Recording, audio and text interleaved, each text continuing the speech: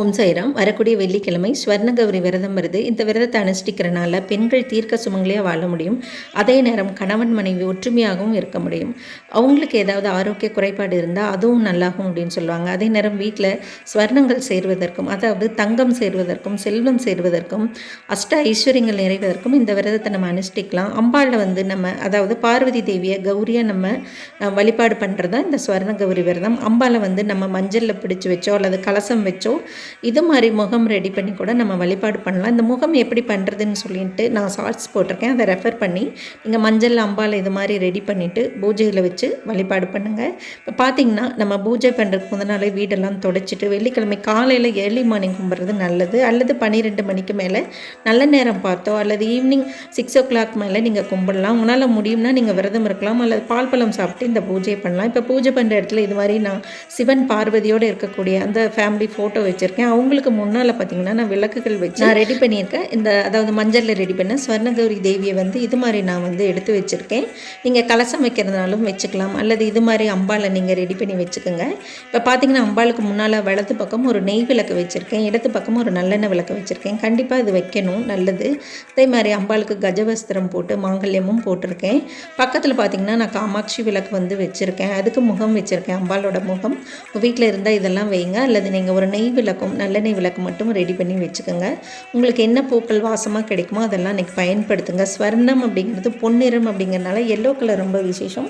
அதனால தான் அம்பாலை மஞ்சளில் நம்ம ரெடி பண்ணுறோம். ரெடிமேடாக கூட அம்பாலோட இந்த முகம் மண்ணில் கிடைக்குது அல்லது வெள்ளியில் கிடைக்குது. அந்த வழக்கம் உள்ளவங்க அது மாதிரி வச்சுருப்பாங்க. நீங்கள் புதுசாக பண்ணுறதுனா இது மாதிரி மஞ்சளில் பண்ணால் போதும். நிவேதனம் ரெடி பண்ணிங்க. இது மாதிரி மங்கள பொருட்களும் நீங்கள் ரெடி பண்ணிங்க. ஒரு ப்ளவுஸ் பிட், அதே மாதிரி காதோலை, கருகுமணி, மஞ்சள், குங்குமம், கண்ணாடி, சீப்பு, வளையல், இது எல்லாமே நீங்கள் வச்சுக்கோங்க. இந்த விரதத்தில் பார்த்திங்கன்னா நீங்கள் நோன்பு கயிறு கண்டிப்பாக ரெடி பண்ணணும். எப்படி நம்ம வரலட்சுமி விரதத்துக்கு 9 முடிச்சு போட்டு நோன்பு கயிறு ரெடி பண்ணமோ அதே மாதிரி இந்த விரதத்துக்கு நீங்கள் 16 முடிச்சுக்கள் போட்டு கயிறு ரெடி பண்ணணும். உங்கள் வீட்டில் எத்தனை பேர் இருக்காங்களோ அத்தனை பேருக்கு நீங்கள் ரெடி பண்ணி வச்சுக்கோங்க. வீட்டில் மற்றவங்க யாராவது நோன்பில் கலந்துக்கிறாங்க அப்படின்னா அவங்களுக்கும் நீங்கள் ரெடி பண்ணிக்கோங்க. இப்போ நிவேதனம் பார்த்திங்கன்னா நான் முளை கட்டின சுண்டல் வச்சுருக்கேன், அதே மாதிரி சர்க்கரை பொங்கல், தாம்பூலம், இது எல்லாமே வச்சுருக்கேன். கூடவே ஃப்ரூட்ஸ், தேங்காய் வச்சுருக்கேன். நீங்கள் உங்களால் என்ன நிவேதனம் பண்ண முடியுமோ பண்ணுங்கள். அப்படி இல்லைன்னா சக்கரை பொங்கல் மட்டுமோ அல்லது பாயசம் இது மாதிரி கூட ரெடி பண்ணிக்கலாம், அல்லது வெரைட்டி ரைஸ் கூட நீங்கள் வைக்கலாம். இப்போ பார்த்திங்கன்னா நான் விளக்குகள்லாம் ஏற்றி தூபம் காமிச்சு முதல்ல பிள்ளையார் அக்ஷதை புஷ்பம் சேர்த்து மனதார பிரார்த்தனை பண்ணிக்கிறேன். நீங்களும் அது மாதிரி பண்ணிக்கோங்க. உங்களுக்கு தெரிஞ்ச பாடல்கள் பாடிட்டு பிள்ளையாரை கண்டிப்பாக நீங்கள் இந்த பூஜையில் வழிபாடு பண்ணணும். ஏன்னா கௌரி தேவி தான் பிள்ளையாரை உருவாக்குனவங்க. அதனால் முதல் நாள் நம்ம கௌரி தேவியை வழிபாடு பண்ணிவிட்டு அடுத்த நாள் நம்ம விநாயகர் சதுர்த்தி கொண்டாடுறது அப்படிங்கிறது ரொம்ப நல்லது. இப்போ திருப்பவும் நான் புஷ்பம் அக்ஷதை எடுத்து குருவையும் குலதெய்வத்தையும் மனதார பிரார்த்தனை பண்ணிவிட்டு கௌரி தேவியும் பிரார்த்தனை பண்ணி அவங்க முன்னால் அதை நான் சேர்த்துக்கிறேன். திருப்பவும் தூபம் காமிச்சு அவங்களுக்கு சோடச உபச்சாரம் பண்ணுறேன். அதாவது 16 வகையான உபச்சாரங்கள் அப்படின்னு சொல்லுவாங்க.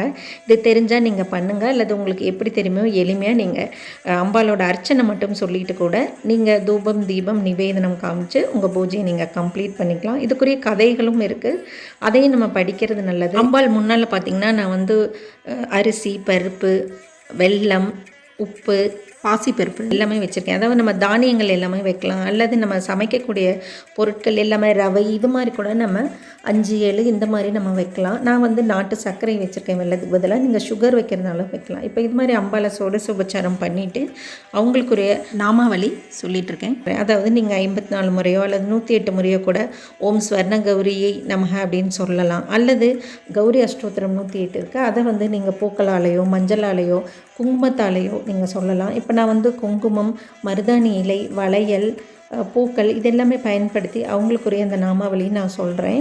உங்களுக்கு எதுவுமே தெரியல அப்படின்னா நீங்கள் அவங்களோட பாடல்கள் ஏதாவது பாடுனா கூட போதுமானது.